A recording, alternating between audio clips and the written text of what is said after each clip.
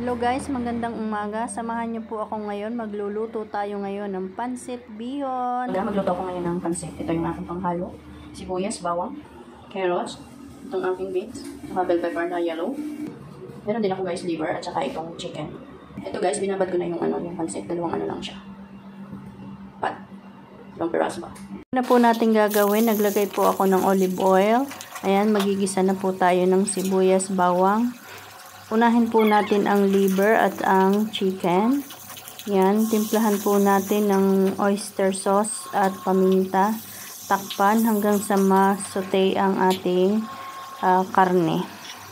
Habang niluluto natin ang karne, may kusang lalabas ang mantika nitong ating manok.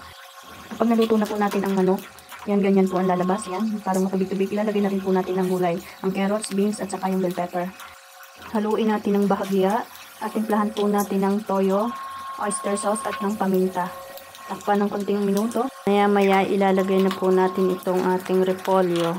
Lutuin lang po natin ng half cook para malutong-lutong po yung ating mga gulay.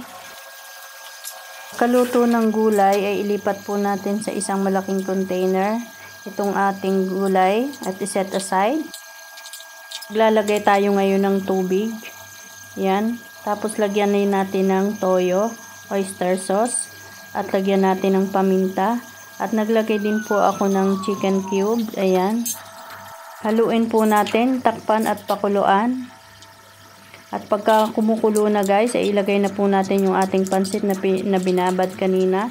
Atin pong haluin para ma-absorb ng pansit itong ating sauce. Haluin po natin ng ayos. Yan, ganyan. Tapos maya-maya ilagay na rin po natin yung ating gulay na niluto guys. Sa ibabaw ng pansit, yan.